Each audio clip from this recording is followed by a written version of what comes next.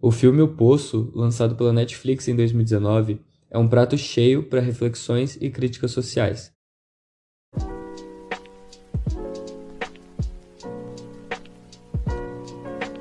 O filme mostra um sistema carcerário distópico no qual há uma torre com 333 andares, com 2 presos por andar.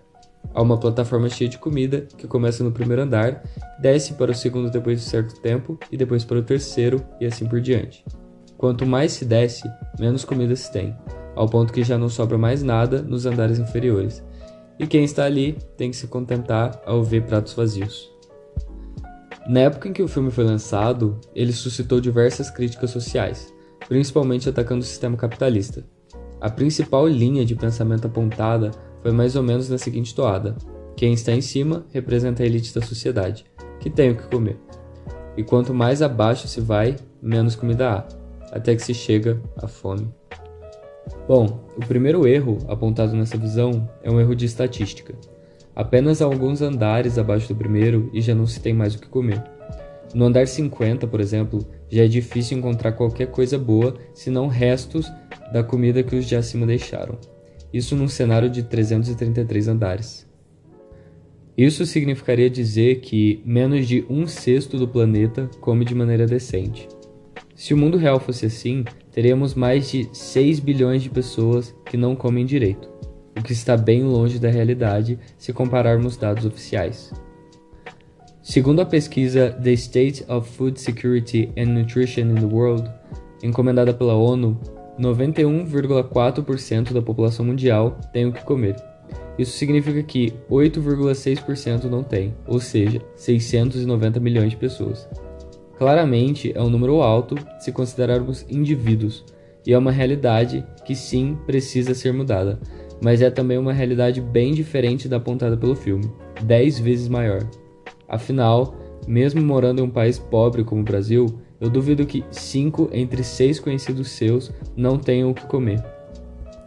Vale também lembrar que desse número total, uma boa parte está localizada em zonas de guerra e em países onde o governo é autoritário e intervencionista, como diversos países da África, China, Venezuela, Coreia do Norte e Afeganistão, que apresentam resultados terríveis no mapa da fome e que ocupam as últimas posições do Index of Economic Freedom, ou o ranking da liberdade econômica dos países. Algumas pessoas fizeram uma crítica do filme em analogia à sociedade capitalista na qual a gente vive.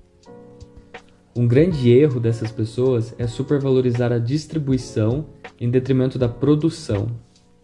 Não é como se toda a comida fosse arrecadada por um órgão centralizador que a distribuísse de maneira desigual entre as pessoas. Na verdade, isso nem seria justo, pois não iria considerar o trabalho empregado por cada pessoa na produção. Na vida real, a comida e todos os bens da sociedade são produzidos por indivíduos que têm como incentivo a própria sobrevivência e o acúmulo de riqueza para melhorar a própria condição de vida. São indivíduos produzindo e vendendo para outros indivíduos que, por sua vez, produzem outras coisas trabalhando em outros lugares. A comida e todos os outros bens da sociedade não são centralizados e distribuídos de maneira arbitrária. Eles são produzidos e comercializados por indivíduos que têm como motivação para produzir uma vantagem na própria vida pessoal.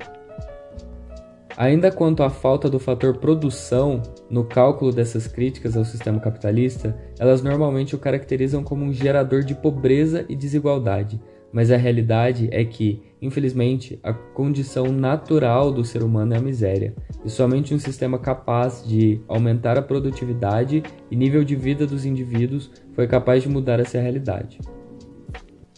Não é à toa que a população mundial, a expectativa de vida, o PIB per capita e muitos outros indicadores importantes dispararam com a chegada da Revolução Industrial. Um outro ponto importante que as críticas ao filme tentaram abordar é a questão do individualismo. Quanto a isso, os encarcerados que estão acima literalmente cagam para os que estão abaixo, em uma possível analogia ao sistema, no qual as classes superiores não se importam com as inferiores. Quanto a isso, muito se fala sobre a competitividade extrema vivida sob o sistema capitalista.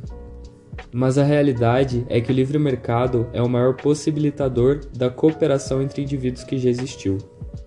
Chegamos a um ponto tão avançado da cooperação que não produzimos sequer um dos diversos produtos que utilizamos diariamente.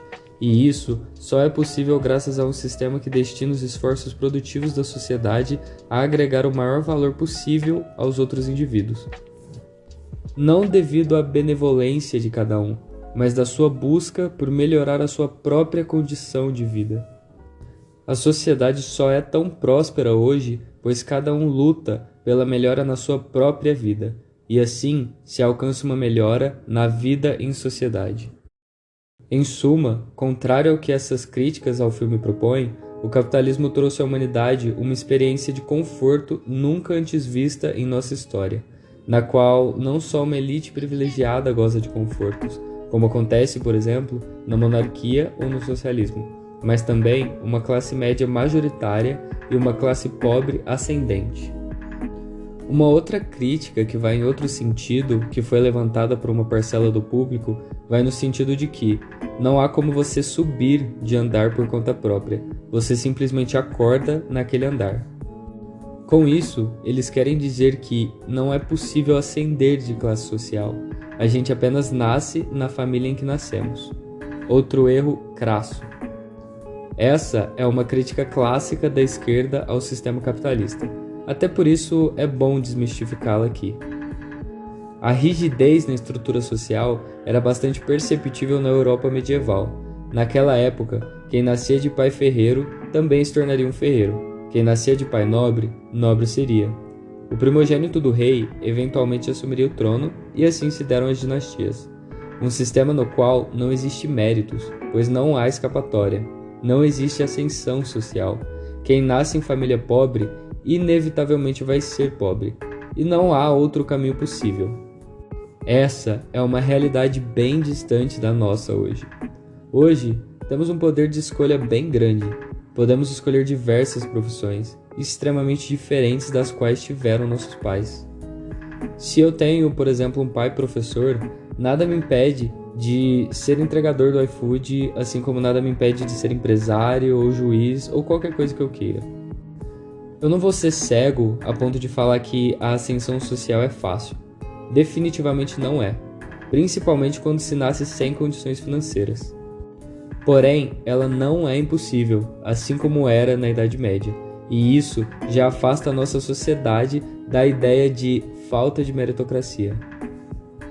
A diferença é que quem é bem-sucedido no livre mercado precisa agregar valor à sociedade para enriquecer, entregando um produto ou serviço que os outros valorizem, enquanto o monarca da Idade Média precisaria apenas intimidar os camponeses de seu feudo, e um burocrata em um país socialista precisaria apenas se aproximar do alto comitê do Partido Comunista. No final, na narrativa de O Poço, é possível entender o que acontece em um sistema socialista. Há uma administração centralizada que dita as regras do contexto social de maneira autoritária, sem questionamentos. Os recursos são centralizados, os indivíduos não possuem absolutamente nenhuma voz sobre o que acontece e, no final, querendo ou não, há fome generalizada.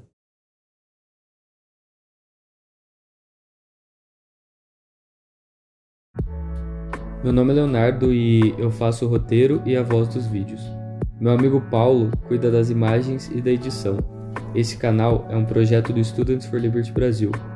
Curte o vídeo e se inscreve no canal para dar uma força. Obrigado e até o próximo vídeo.